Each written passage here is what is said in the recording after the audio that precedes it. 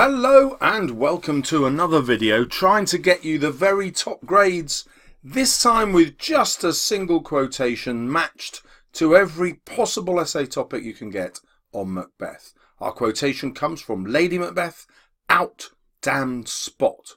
As you remember, she says this during the sleepwalking scene. She's imagining the blood that's still left on her hands after she has taken the daggers back, those daggers that Macbeth refused to carry back because he didn't want to face what he'd done. So this is Duncan's blood.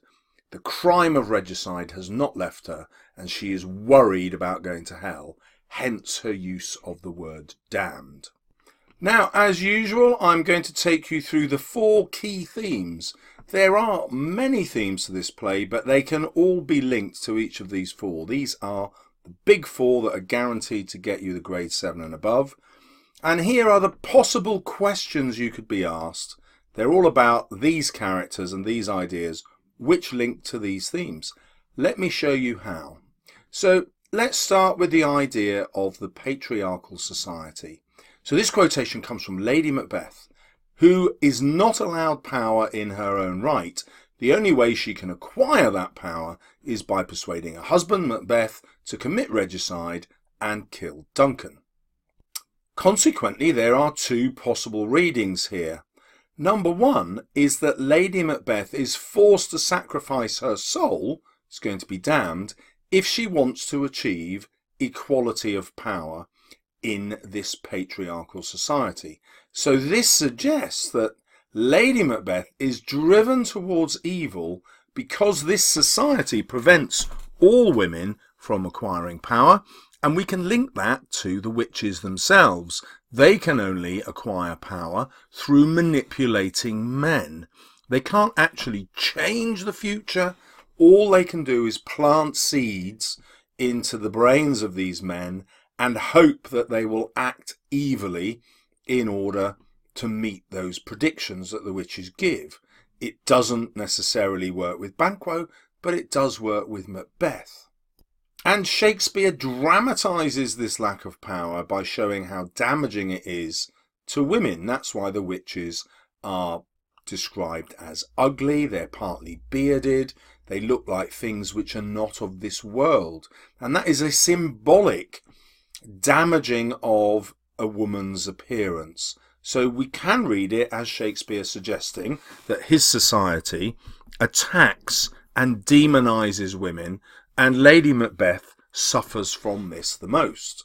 On the other hand, this leads us to a Christian reading of the play, which suggests that there's nothing wrong with a patriarchal society.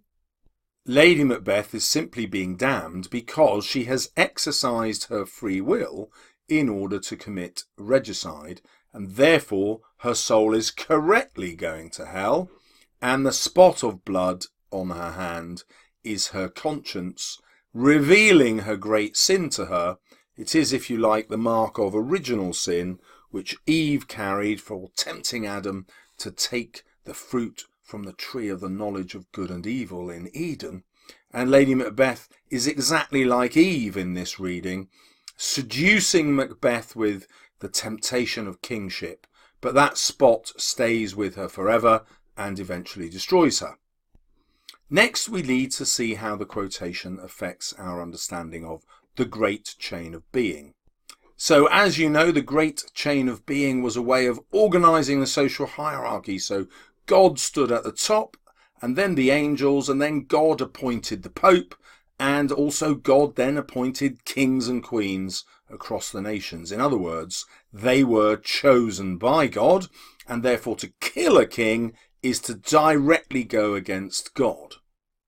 So in this reading, the spot of blood is the permanence of that great sin of regicide.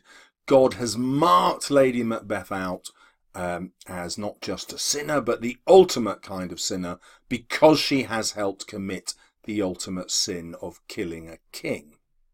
This, of course, is also a political point. So Shakespeare's producing this play in the court of King James, and he's saying to all the nobles who are watching the play, look, if you decide to get rid of King James through murder and plotting, you will suffer the same fate as Lady Macbeth. Not only will your mind be destroyed, as we see here in the sleepwalking scene, but your soul will go to hell and face eternal damnation.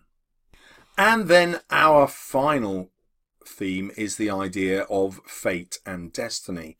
Are our futures mapped out for us, or do we have the power to influence them and change our destiny?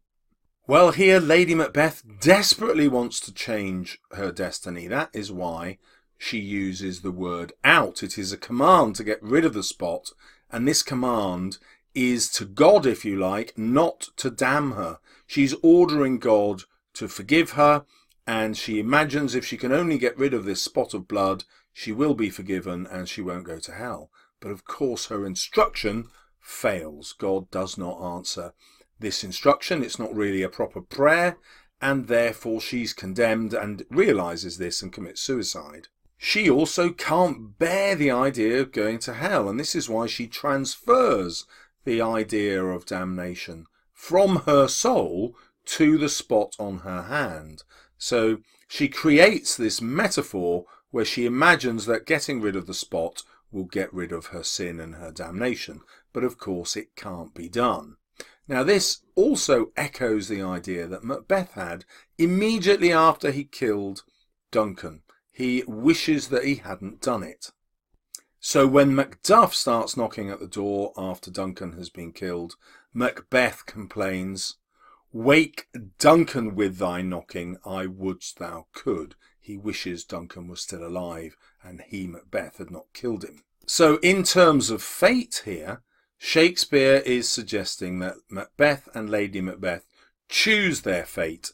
They didn't have to kill the king. This was not a choice that was inevitable after the witch's prophecy. They didn't say anyone had to be murdered. They just said that Macbeth would become king later on. So in this reading, Macbeth and Lady Macbeth deserve to go to hell. They deserve to have their kingship and queenship destroyed by guilt and anxiety and worry and lack of sleep because of the great sin they've committed. Now, by focusing on these four things, these themes, how many of the possible questions have I covered? Well, the questions very likely to be on Macbeth. In fact, I put these in order of what I think might come up. So really, I ought to number them for you in order of importance. So we've shown how the quotation echoes Macbeth's feelings and words. We've certainly looked at how Lady Macbeth is affected by her Christian belief here. We've talked about the supernatural and the witches not actually making either of the husband and wife kill Duncan. It's purely their own idea. We've talked about the symbolism of Lady Macbeth's guilt and her fear of eternal damnation. That links directly to the Christian morality of the day. We've covered power in quite a lot of detail, believe it or not. All our discussion of the patriarchal society was about where power lies in society. Similarly, when we talked about the great chain of being and Christianity. And also, if you think about it, we decided that men and women have the power to choose their own fates. These aren't mapped out for them. They're not powerless in their lives.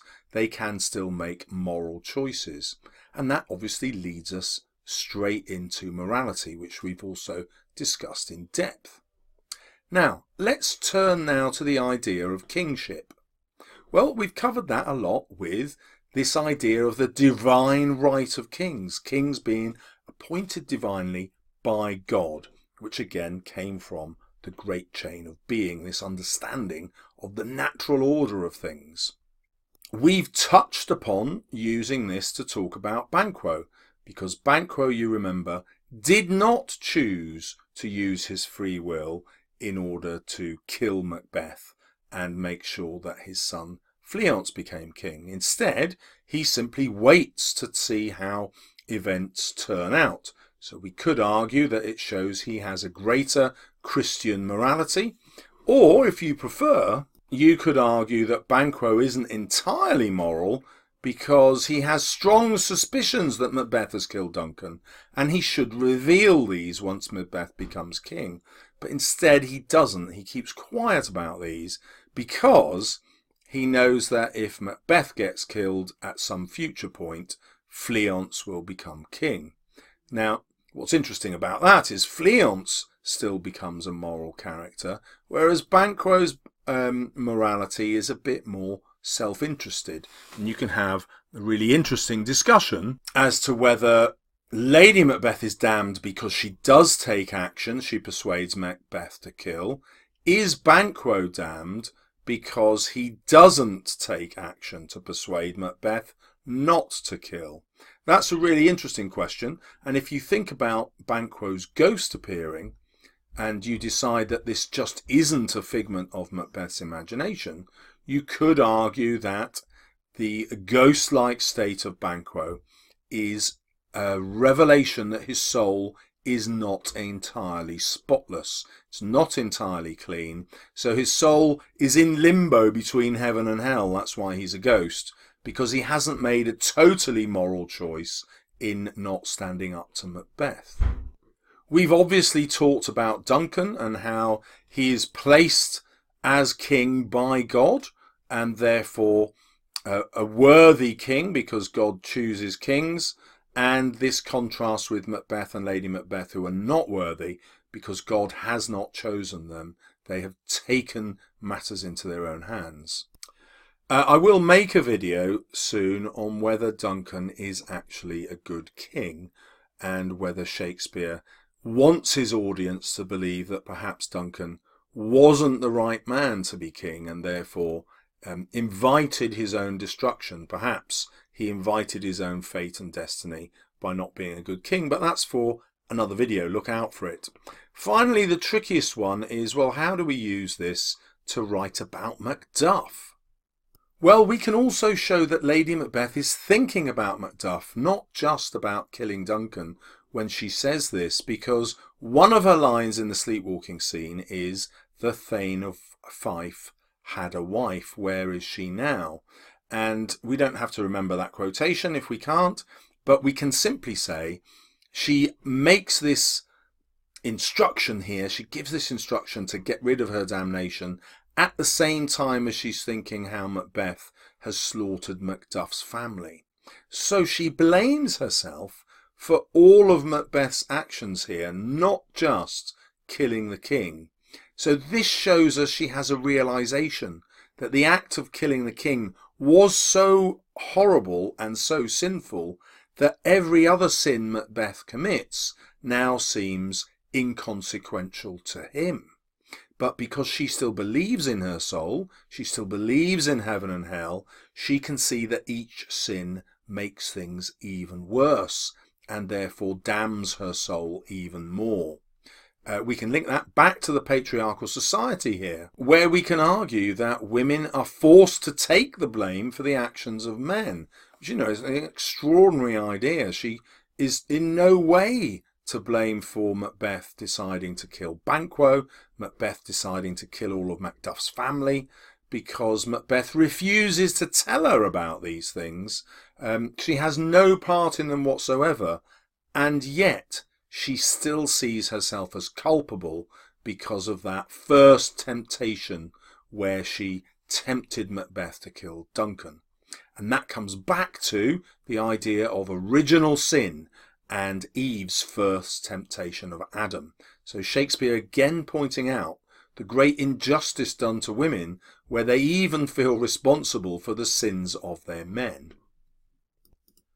So I hope you found this style of video really useful, because you've just revised every single essay that can come up, and you've got a quotation that's going to help you analyse it in a really sophisticated way at grade 7 or above. So look out for more quotations in this series. I'm going to make 10 in all, and those 10 will answer every single essay that you can possibly get. So 10 quotations for all your revision for Macbeth. As usual, post your comments below so I get an idea of what you like. Don't forget to subscribe, and see you soon on my channel.